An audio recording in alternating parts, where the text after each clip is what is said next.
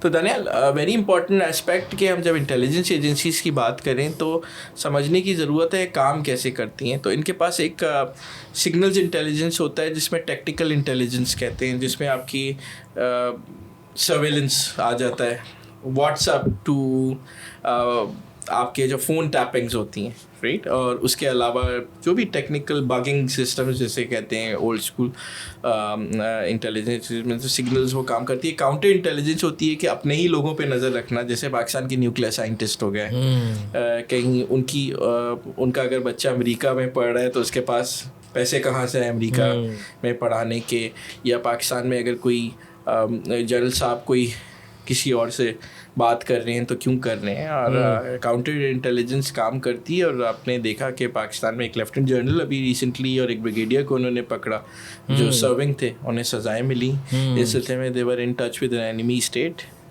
तो counter intelligence का काम है ये। उसके अलावा काउंटर इंटेलिजेंस के अलावा आपके पास एनालिसिस विंग होता है, जो कि आपका डाटा आ रहा होता है डिफरेंट कंट्रीज से, उन्हें एनालाइज करता है, जो पॉलिसी मेकिंग में होता है। इकोनॉमिक विंग होता है कि अफ्रीका में ट्रेड क्या हो रही है, इंडिया कहाँ पे जा रहा है, और इंडिया के पास अपनी एनालिसिस विंग है जो एनालिसिस करती है। ऑप्स का भी एक विंग होता है ना, जी, operations counter terrorism wing ISI ने अपना बनाया हुआ है, ऐसे आईबी ने बनाया हुआ है, जो कि बात वक्त देखें ऑब्स जो होता है वो बहुत अच्छा सवाल है, ये कंट्रोवर्शियल सवाल भी है और आप पूछ लेते हैं मेरे ख्याल से ये चीज़। तो ना वेरी इंपॉर्टेंट, क्योंकि बाज़ वक्त एक्शनेबल इंटेलिजेंस आती है आपके पास, क्या है 1 घंटे में वो टेररिस्ट है या कोई स्पाई है, उसे हमें पकड़ना है, तो आप पुलिस के पास नहीं जा सकते। तो इंटेलिजेंस एजेंसीज ने अपने ऑप्स या स्वाट टीम्स बनाई हुई जो कि एसएसजी ट्रेंड लेवल उसी ग्रेड के लोग होते हैं, या हमारे नेवी सील्स की तरह के लोग होते हैं जो जाके ऑन ग्राउंड ऑपरेट करते हैं। आजकल काफ़ी आईबीओ आप वर्ड सुनते होंगे, इंटेलिजेंस बेस्ड ऑपरेशन, ये काफ़ी कंट्रोवर्शियल टॉपिक हो चुका है। हमारे दोस्त जनरल तारिक खान अभी थे हमारे साथ, तो उन्होंने भी बात की कि जो आईबीओ जो है वो जिसमें इंटेलिजेंस बेस्ड ऑपरेशन, मतलब कि टेररिस्ट वहाँ छुपा हुआ है, पाकिस्तान में कुछ बेहतर हो सकता है, और उसे फील्ड इंटेलिजेंस, ये टेक्निकल वर्ड है, उसके साथ किस तरह कोऑर्डिनेट। तो मेरे ख्याल से जहाँ इंटेलिजेंस एजेंसीज़ हैं हम बात कर सकते हैं कोऑर्डिनेशन, इतने बड़े मुल्क में कोऑर्डिनेशन रखना, इतनी मल्टीपल इंटेलिजेंस एजेंसीज को एक साथ सिंक करना और उसकी इंफॉर्मेशन प्रोसेस करना एक बहुत बड़ा चैलेंज है।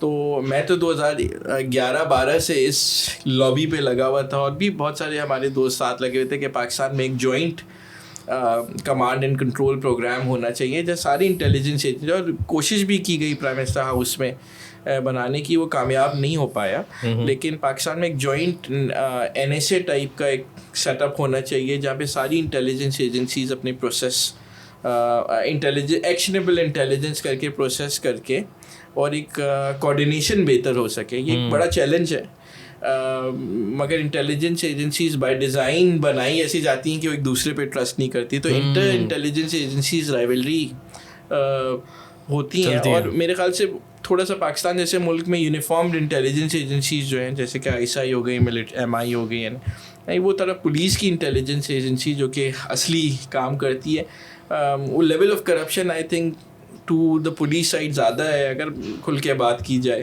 तो वो थोड़ा सा ये होता है कि they been very cautious in giving out actionable intelligence to police, तो वो खुद काम कर रही होती है। मुझे बताएं कि पाकिस्तान में स्पेशली कराची में क्या ट्रेंड चला हुआ है कि हर गाड़ी वाला, रिक्शे वाला, ट्रक, बाइक वाले ने मारखोर का स्टिकर लगाया हुआ है। मारखोर क्या, वो एक कराची में वो स्टेक हाउस है? नहीं, मारखोर लोगो है ना एसआई का। अच्छा। हमारे दोस्त थे शहजाद नवाज, उन्होंने बनाया था ये मारखोर का लोगो। मारखोर एक जानवर है जिसे मारने के लिए भी लाखों डॉलर चाहिए होते हैं। तो बहुत सारी इंटेलिजेंस एजेंसी चाहती हैं मारखोर को मारना। लेकिन मेरे ख्याल से just to keep it on a more serious note, देखिए इंटेलिजेंस एजेंसीज पाकिस्तान में उसके ख़िलाफ़ एक कैंपेन तो है उसे बदनाम करने की।